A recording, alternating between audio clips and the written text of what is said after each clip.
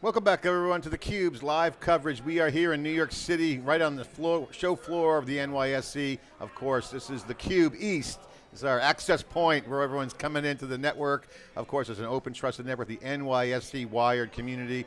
We got Silicon Valley connecting there in Palo Alto, connecting Wall Street and tech.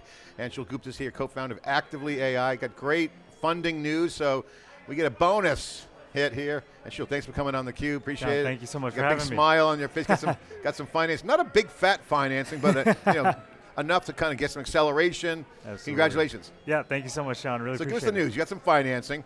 Give us a quick update on the news. Absolutely, yeah, we're really excited to publicly launch Actively AI and announce both our seed and Series A, led by Bain Capital Ventures and first round, and really establish our category positioning as go-to-market superintelligence for enterprises in the B2B space. So let's talk about the company, give a quick background. I love the superintelligence for sales. As you see AI, factories, physical AI, you're seeing for the first time a blending of physical face-to-face assets, whether that's factories, robotics, flying, vertical, cargo haulers, trucks, but sales is also a physical face-to-face relationship. 100%. And it's always been, hey, I'm on LinkedIn, I got these tools and CRM, and outbound marketing, email marketing, webinars. So that was separate. SEO, all kind of separate, digital marketing, different bucket, different departments. Now the physical and digital are merging on a first-party basis. This is a huge dynamic. Can you explain, well, first of all, what's your reaction to that? I'm sure you might agree, given that you're going down the superintelligence route. Absolutely. What is your view on that market dynamic of now blending physical face-to-face with digital kind of digital systems, digital money? I mean, everything's going on digital. Everything's going digital. Our perspective, and I agree with everything you said, our perspective is that sales fundamentally is a matching problem between someone who has a need, right? Someone who has a problem, someone who has a budget, and someone who has a solution. And so how can we build that marketplace to connect people more efficiently? And there's all this technology around the fringes that can help, has the potential to make that better, and that's what we spend a lot of time thinking about, and how in the age of AI and the age of intelligence can you accelerate companies' ability to drive more revenue, build more of those connections, and help provide more value to their markets. And so talk about the problem that you guys solve with specifically, and what mechanism you're using. What is the product? Absolutely. Give a quick positioning of the company's offering. Yeah, so zooming out in terms of why we're so focused and excited about this problem and think it's such a big one to solve is, if you look at the companies, right, we're in the New York Stock Exchange, if you look at the companies that have the fortune of ringing that bell over there, 30 to 40% of every single dollar that they earn goes into that line item of S&M, of sales and marketing, right? So they're spending, every single dollar in revenue they're bringing in, 30 to 40 cents are going out in sales and marketing, right? And if you double click on those 30 to 40 cents, a lot of that is spent on people, right? It's spent on people, human beings. And so if you're a CEO, if you're a chief revenue officer, if you're on the board, it's incredibly important that you're optimizing those resources of every dollar that's coming in. Is it optimized to drive the maximal sort of revenue and growth that you want? The problem is, in today's day and age, it's nearly impossible because there's so much data. As you just cited, John, there's all these different sales and marketing systems that have pieces of the prospect funnel and the life cycle of sales. And we're asking sales reps, on average, who have maybe 12 to 24 months tenure, right? It's a high turnover role, as you probably know very, very well. We're asking them to answer a big data problem of look through all those data points every single day and make the most optimal decision. Yeah. And so there's, in sales teams, as you know, there's an 80-20 dynamic of your A players and then everyone else. And so how can you replicate the depth that those A players are leveraging, who then ultimately are going to go move on, right? And so how can you leverage that at scale? That's where Actively comes in, which is where the system of intelligence on top, that is, we train custom reasoning models to every business in their specific go-to-market function, their specific products, their specific nuances. And we have the cheat code of being able to process millions of data points to tell teams where exactly they need to spend their time, what drives revenue, and it's called Actively because it's short for active learning, which came out of our research at Stanford. My co-founder Mihir has published in that space, which is all about how do you learn from what's working and continue improving over time and be always on and drive sort of maximal revenue. I mean, what I love about this AI Leaders series, which we're here with Robotics and AI Leaders. Robotics gets a lot of the attention because it's robots, and NVIDIA just had an event which throws more hype into the cycle, which we love, by the way, and it's legit. But process and domain expertise is where the action is, right? Yes. So then you have horizontal scalable data all over the place. So it's a data wrangling problem, data access aggregation problem, but also at the end of the day, sales is a process. You got a funnel, Yes. you got prospects, and you got customers. You want to keep the customers, sell more to them, provide more value, and get those prospects in to close or onboard them. So very mechanical mechanism. Yes. So that could be instrumented. Yes. So is it a funnel challenge for you, or is it more of the data points you're bringing in, or both? Well, it's optimizing that funnel, right? Because to your point, the problem is very clear, which is we have a potential total addressable market as a business, right? That if you're a revenue team, at a large company, you want to go tackle that market. To your point, attract prospects and bring them down. So who should you focus on? When should you focus on them? Who's most likely to convert? To your point, that's an optimization problem where there's so many different data points to improve that process. And the impacts are huge, because if you can increase your win rates, if you can increase the rate at which the time reduce the time spent to actually find the right people, that goes back to that 30, 40 cent optimization problem of every dollar that's coming in that I talked about. Cost per order dollar is a big metric. Yep. Let me ask you on the target. You guys targeting B2B, B2C? What's the main target area? Or are there patterns that match Superintelligence in all verticals? Yeah, it's a good question. I mean, ultimately the vision is to power every revenue organization of a specific, of a certain size in the world, and be that system of intelligence that powers their go-to-market. We're specifically focused on B2B, and interestingly, unlike many other players, we're actually hyper-focused on mid-market and enterprise companies specifically, rather than SMBs, because of the nature of their data, the complexity of their processes. Well, we certainly can help. We have a lot of B2B customers too. They sponsor us. We're always looking for go-to-market. But go-to-market is a topic that comes up a lot. Certainly when I've been doing 15 years of this video in theCUBE, before that podcasting, B2B always has a go-to-market, GTM they call it, as a key part of their revenue. Strategy, people. And a lot of things, and I want to get your thoughts on this, because it's an observation we have, is that some clients have modern approaches with people. Some people get it, and you can see the early indicators. They go to LinkedIn like a fish to water. Because why? Because LinkedIn has direct access to graphs and the tribes of targets. You can target prospects and go in the rabbit hole, so to speak, and just win deals. So, but that's just scratching the surface, right? So as an organization, most companies I talk to are like, my people just aren't leveled up. So there's a people problem. And okay, what data do I get? What size do I need to be? When do I get this Superintelligence? What's the requirements? So 2 questions. What's the requirements that you guys need to see to start getting benefits off the Superintelligence path for sales? And 2, how do people get modern in their tactics and strategies? Yeah, and what we tell organizations who we're talking to is, look at your A players. Every organization should have A players of some level of size if they're driving hundreds everyone of millions. Everyone thinks they're an A player. At least everyone thinks they're an A player. But if you look at the leaderboard and you double click on who's actually performing incredibly well, what we've noticed those individuals spike on is in depth and precision, rather than this sort of spray and pray approach. And so the idea with Superintelligence is, can you replicate that depth and precision that the A players have, but with the, as I like to call it, facetiously, the cheat code of being able to index across millions of data points, optimize org-wide rather than just that territory that sales rep is focused on. And so that is what we, when we're talking with organizations who ask those same questions that you just asked, John, is what we tell them. And so then the question becomes, when are you at the right point to scale that reasoning in depth? It's when you sort of have an established sales motion, you have the outbound functions that are driving revenue, and you're looking to optimize and increase it. And so that tends to be companies that have multiple different segments. Maybe they have multiple products, and that's where it starts becoming a really good fit. Yeah, Anshul, one of the things that comes up in this AI wave, and this is, again, I love this market, by the way, because everything's new. But it's not new. It's old is now the new again, but it's just, its mechanics are tweaked a little bit because the processes are different with AI and the data. So I noticed that, and I've used the term digital twin with Brian Bauman here at the NYSE Wired, because NYSE Wired is essentially a digital twin of the community for NYSE, and theCUBE goes to events, and we do our CUBE events. But when the event's over, we break down the set and we go to digital. And we have studios. So, so the notion of a digital, and I've been criticized for using that word because most people think that's not the true definition. It's got to be a metaverse in the factory. But what you're basically doing is creating a digital twin of the A player. You're making a system that matches the process, identifies what's working, and scaling it.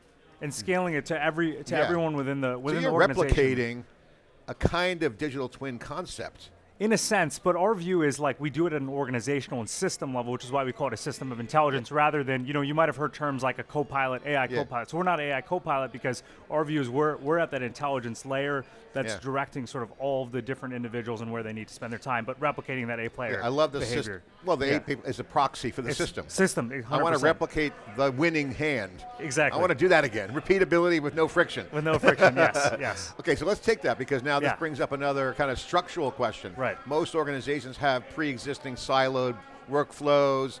I get my leads from this, I got my prospecting database here, I got my system of record, maybe it's Salesforce. So now I have a legacy, siloed, stovepipes, whatever you want to call it. Right. Now I'm like, okay, now how do I abstract away that? Do I put like a sales data layer on top? Take me through the system thinking around if I want to deploy actively. Yes, 100%. And so if you look at sales, the anecdotal shares, we spent a lot of time with sales reps, and when we were building this product out, they would share us their screen, their computer screen, and they have 90 tabs open with all kinds of different systems that they have to go through and mine information through. And so now to then introduce a net new user interface and a net new workflow, there's a huge, huge, huge bar, and your adoption is going to be really low. So our fundamental belief is the system of intelligence inherently should live and push into the systems or that your reps are already using, and so actively lives, air quotes, within systems like Salesforce or within sales engagement platforms, right? Can help tee up some of the stuff that you need to do in LinkedIn, as you were alluding to earlier, and that's our view, where you have the intelligence reasoning engine operating in the background, but teeing all of that up first thing in the morning and how you spend your day. All right, talk about some of the momentum you got with customers. Can you give some stories and examples of the onboarding process? What are the requirements? Let's just say that theCUBE wanted to get behind the go-to-market with you guys. What do I got to do? What do I do? What are the three things I got to do? Is it disruptive? Is it additive? Do people need training? Like, take me through the mechanics of a use case. So one of the core, I think, weapons that we have is we have a proof of concept or pilot motion that has an incredibly high conversion rate, and the reason behind that is it's pretty low lift to get actively integrated because it's living in those systems and workflows.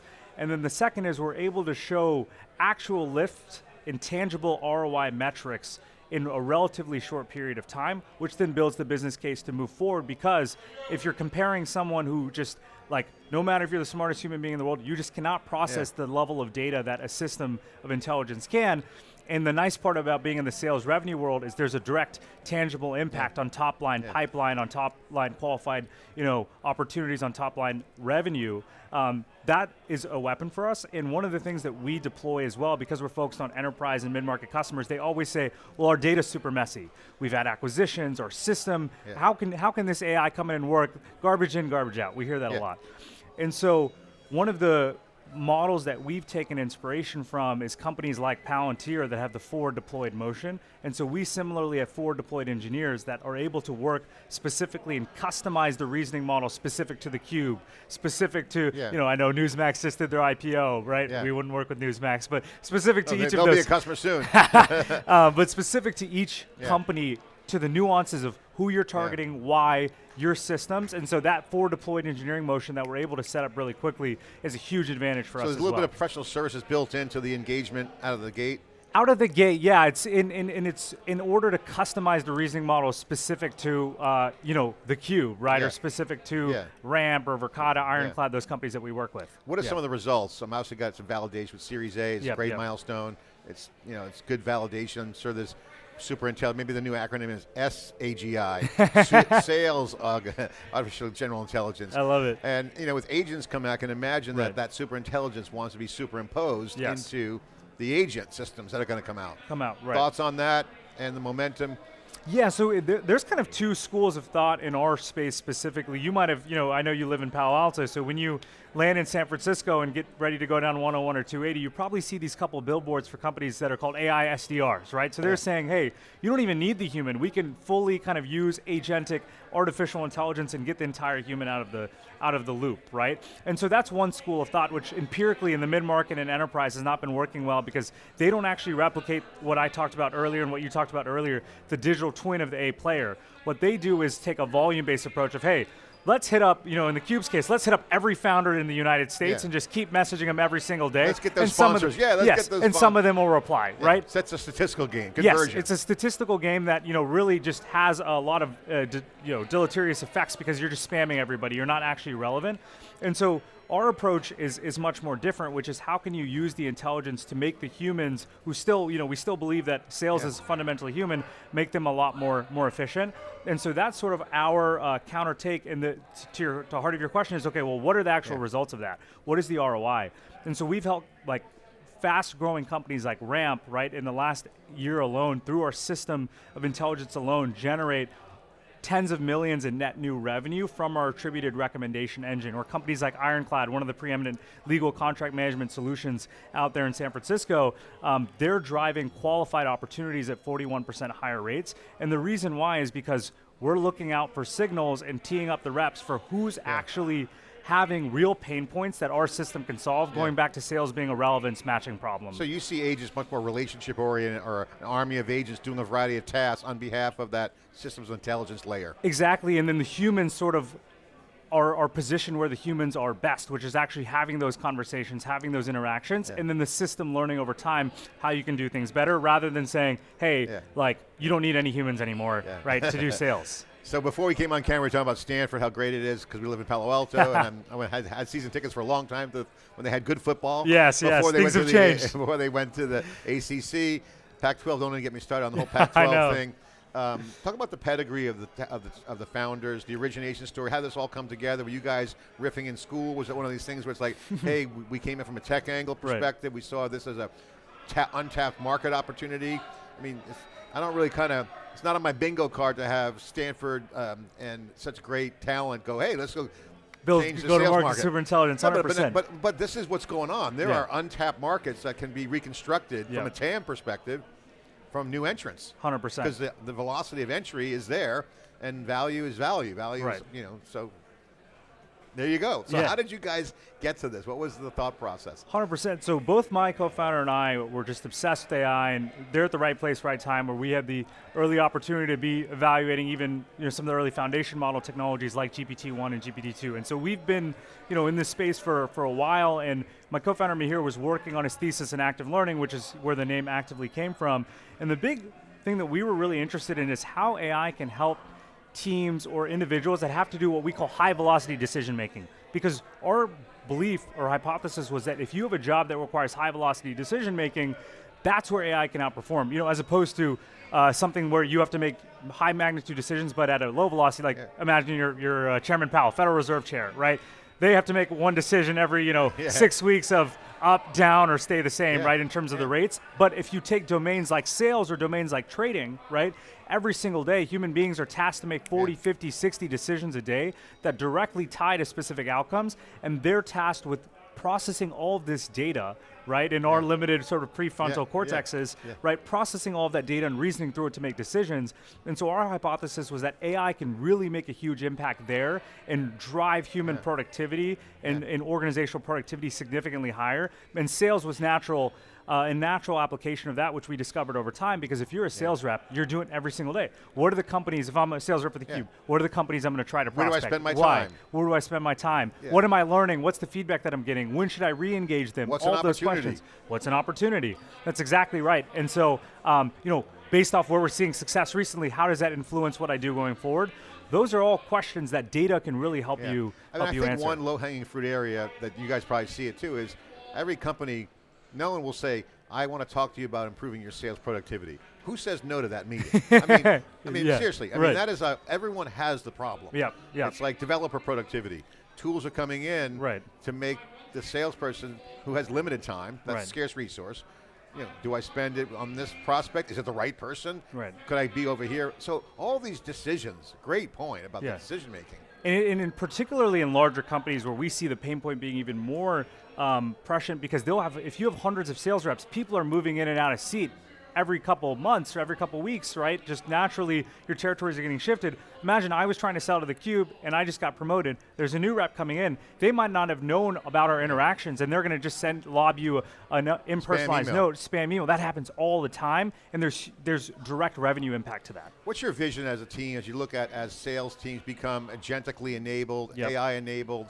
You're starting to see AI native apps coming, tools like you guys have. Right. I mean, I love that system thinking. I think that's the revolution we're living in.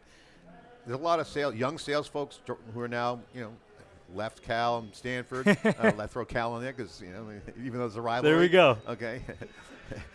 I always ask them, I won't get into it, the Cal Stanford thing, it's a little inside joke. But you have now the pros that are growing and becoming the managers, Right. are younger, digital natives. Yes. That's why LinkedIn's successful. Right. LinkedIn's now a relationship layer, but that's just LinkedIn, it's a walled garden. Right. There's other things. So to the sales managers out there and to the young sales executives, what's in it for them? What does this do for them?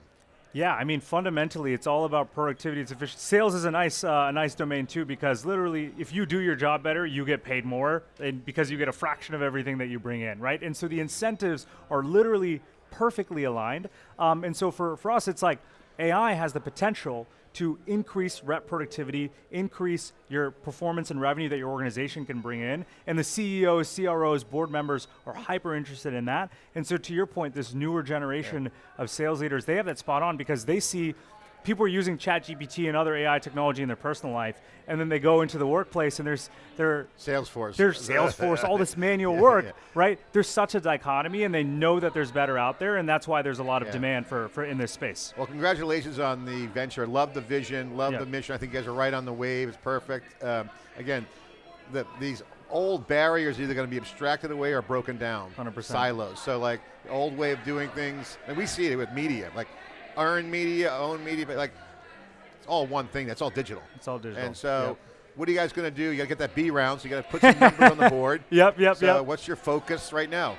I think our focus is we're in scale mode. We're hiring for every position, and we are really proud of having a really strong talent bar and team. We have many of our engineers were former founders or aspiring founders, and so they really take that ownership in building product. We have world-class go-to-market talent as well. And so our view is let's build the best team, continue to build products, right? Continue to leverage that first mover advantage of always pushing the envelope on new features, new ideas, new ROI, and continue to scale the business. Anshul, thanks for joining us on theCUBE and the NYSE Wired Network. It's awesome to have you on. Thank you so much. Certainly, we'll see you in Palo Alto for sure. Absolutely. Congratulations Thank on you the so much. Series A. Cheers. I'm John Furrier. We're here. I'm your host of theCUBE. We're here in NYSE. It's our local position on the East Coast. Of course, you see a lot more activity going on here as we build out this subnet, connect that to Silicon Valley. Of course, a lot of networks coming together. Join us for more coverage after this short break.